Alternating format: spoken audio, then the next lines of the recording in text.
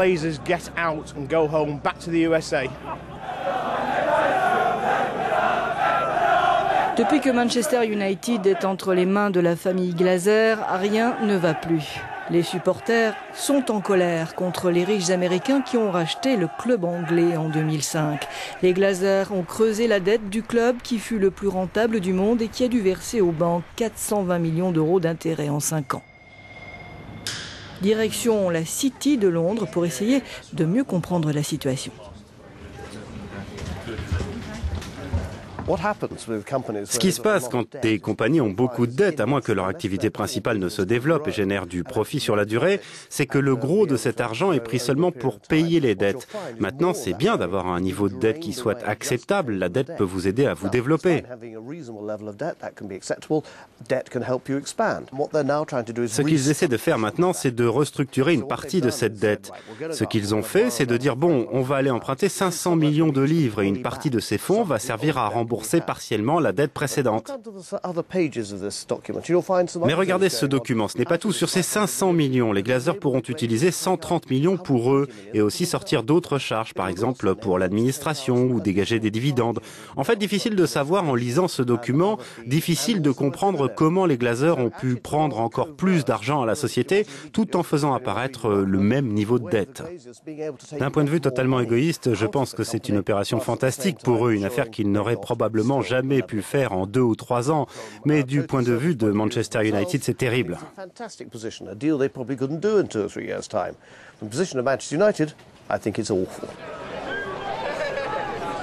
Les supporters sont de plus en plus nombreux à rejoindre les rangs des Verts et Or. Le mouvement anti-Glazer, qui en signe de protestation a décidé d'arborer les couleurs originelles du club, le Newton House.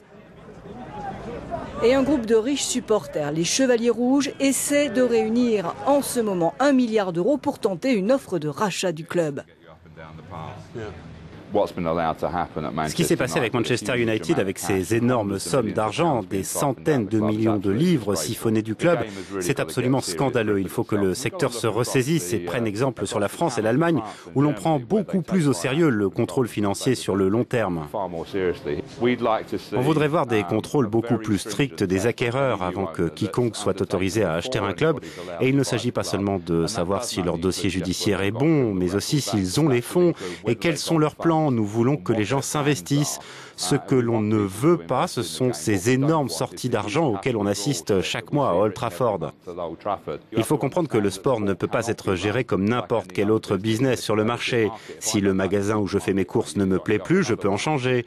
Comme on dit, tu peux changer de job, tu peux changer de maison, tu peux même changer de partenaire, mais tu ne peux pas changer ton club de football.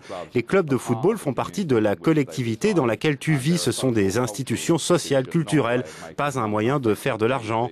Je crois que l'arnaque que les Glazers ont montée avec le football de ce pays et avec le club est en train d'apparaître au grand jour. Le député de Manchester, le travailliste Tony Lloyd, est bien conscient de l'importance de Manchester United pour la ville et du rôle capital des supporters dans la vie des clubs.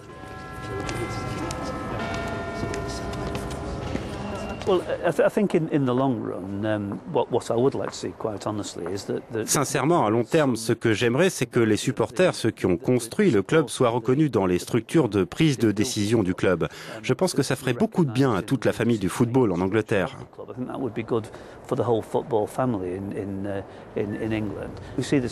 C'est ce qu'on voit déjà dans la Ligue allemande, où le supporter est reconnu comme l'un des actionnaires du football. Pareil dans des clubs comme Barcelone, détenus par les supporters. Dire qu'on doit aller dans ce sens n'est pas absurde. À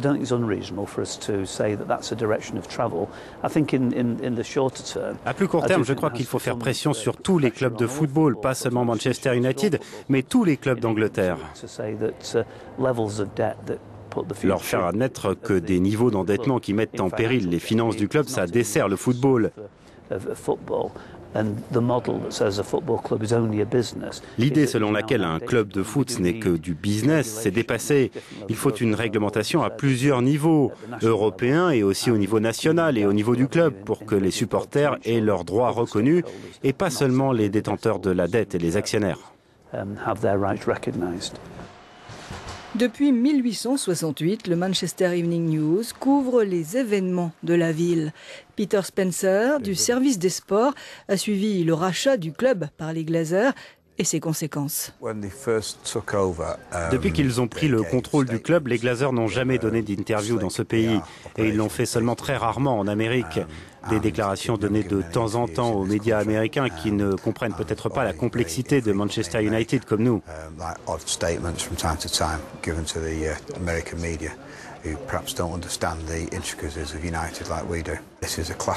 C'est une histoire de sport, d'accord, mais qui n'intéresse pas seulement les supporters des clubs.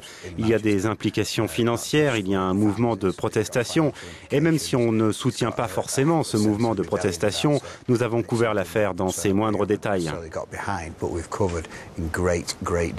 Je crois que les supporters ont trouvé une stratégie magnifique, très subtile. Ils nous lançaient une nouvelle info chaque semaine. Mais maintenant, ils ont besoin d'un grand soutien, y compris de la part de la direction du club, y compris de la part des joueurs.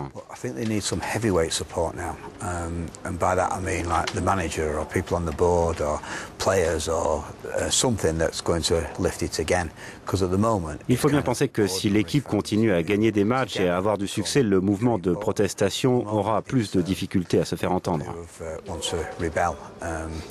And you've got to bear in mind that whilst the team's winning most matches, it means that there's less chance of a fully blown rebellion.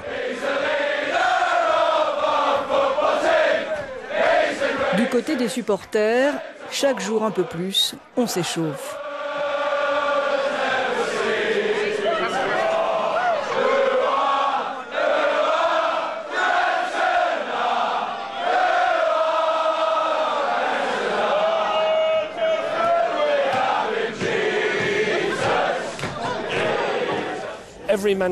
Pour chaque supporter de Manchester United qui met une livre dans le club, il y a 75 pence injectés dans la dette.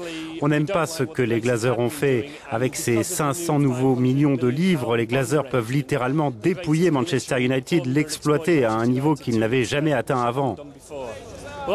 Nous demandons à chaque supporter de Manchester United de s'allier au vert et or et de rejoindre le réseau des supporters.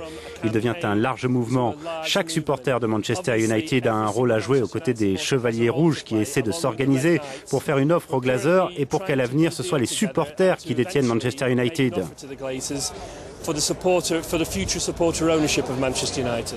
La famille Glazer a refusé toute interview. Les fans, eux, sont trop heureux de parler. La plupart des supporters voudraient seulement voir Manchester entre les mains de quelqu'un qui s'occupe du club et de la ville et des fans, quelqu'un qui agisse de façon plus responsable, sans que l'argent quitte le club pour d'autres raisons que le football.